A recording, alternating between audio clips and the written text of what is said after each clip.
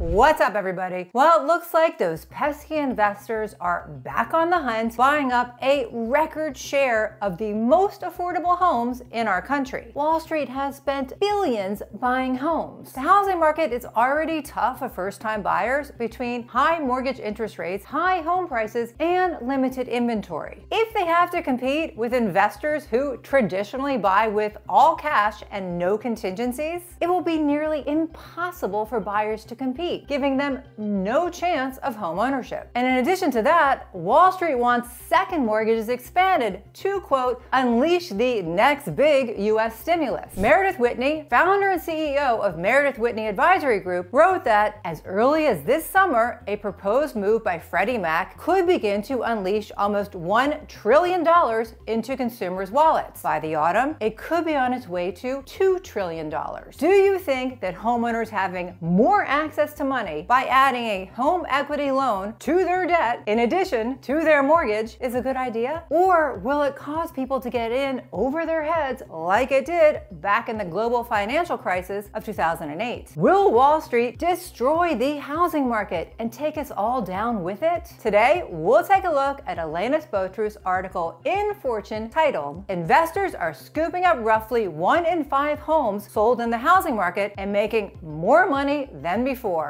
And Philip DeMott's article in Business Insider titled, "The U.S. could give homeowners a $980 billion stimulus at no additional cost," Oracle of Wall Street says, as well as Redfin's latest housing market update, and unpack it all. So let's dive right in. Last year, investors started to pull back as money became more expensive and home values and rents started to cool down. In fact, their home purchases plummeted almost 50% according to Redfin. But now they seem to be back. Investor home purchases are rising, albeit slightly, for the first time in almost 2 years, according to Redfin. Their analysis found investors bought around 44,000 homes in the first quarter, up 0.5% from a year earlier. Just FYI, Redfin defines an investor as any institution or business that purchases residential real estate. This comes out to roughly 1 in 5 single-family homes, or 19%, according to Redfin, which is the highest share in close to 2 years. They also found that investors are buying both more expensive homes than before and a record share of the most affordable homes in the entire country. So it's no surprise that investors are reaping bigger profits than they were a year ago. Redfin reports that the typical home sold by investor in March went for 55.2% more, or $176,616 than the investor bought it for. That's up from 46.3%, or $146,586 a year earlier. Fewer investors sold at a loss as well. Just 5.3% of the homes sold by investors sold for a loss, down from 13.7% in March of 2023. With home prices and rents back on the rise and the initial shock of elevated mortgages rates in the rearview mirror, investors are easing their foot off the brake pedal, according to Redfin. Bothros writes that investors purchased $31.3 billion worth of homes in the first quarter, up 6.6% year over year. Low-priced homes amounted to 47.5% of investor purchases in the first quarter, while high-priced homes amounted to 28.5%. Single-family homes made up close to 69% of investor purchases in the first quarter, the highest percentage since mid-2022, according to Redfin. Investors are also buying a record 26% of America's most affordable homes, giving them a relatively high market share in the affordable markets. Investors are drawn to affordable homes for the same reason homebuyers are. They cost less, which is especially attractive when home prices and borrowing costs are still high. And when housing affordability is this strained, there could be more potential for home values to increase in the lower price tier, meaning more potential for building equity. And speaking of equity, let's talk about the housing proposal that could unlock nearly $1 trillion for homeowners. The government-sponsored mortgage finance agency Freddie Mac has proposed a mortgage reform that will allow them to enter into the secondary mortgage and home equity loans markets. The aim is for Freddie to start buying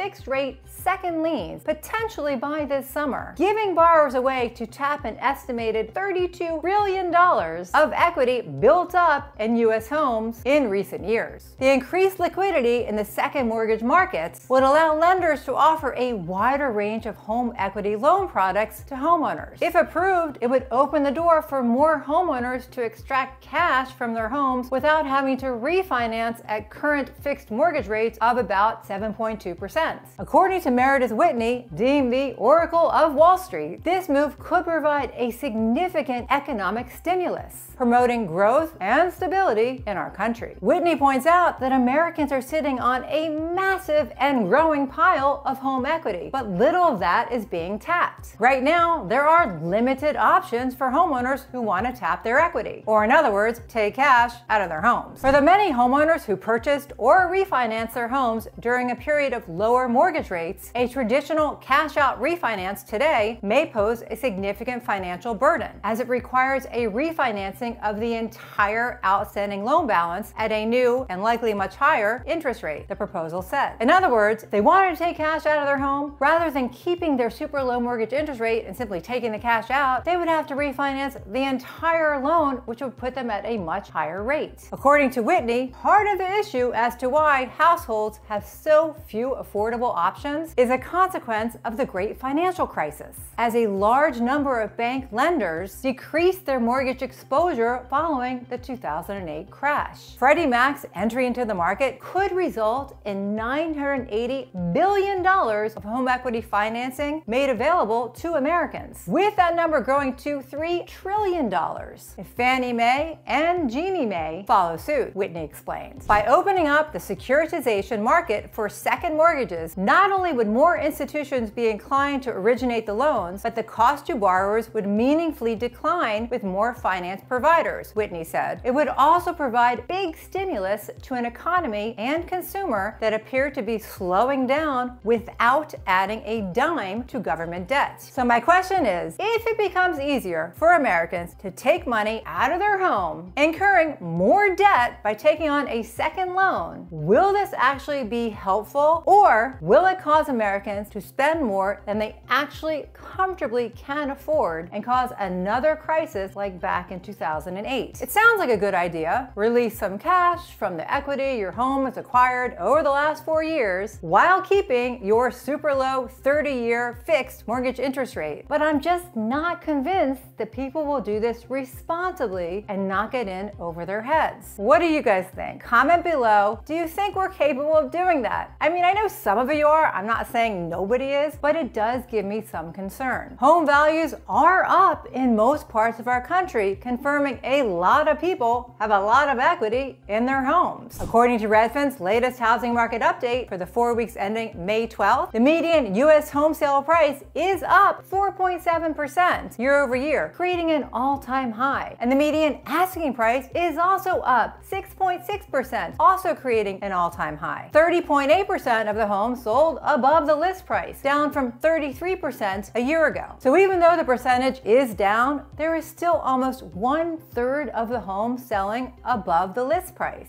45.2% of the homes sold in the first 2 weeks, down from 49% a year ago, which means that traditionally the sellers are getting their price or higher if the home is selling so fast. New listings are up 10% year over year, and active listings are also up 14.2% year over year, but pending sales are down 4.3%, the biggest decline in 3 months. I do think that this will change as mortgage rates just recently started to come down, which may bring buyers back into the market. And 6.3% of the homes did have a price drop, up 2 points from a year ago, and the highest level since November of 2022. With a mixed market, it is more important than ever to price your home right and make it show as good as possible if you're thinking about selling. If you missed last week's video when Glenn Kelman, the CEO of Redfin, said the housing market has hit rock bottom, definitely check that out next. Thanks for watching. I do appreciate it. Bye!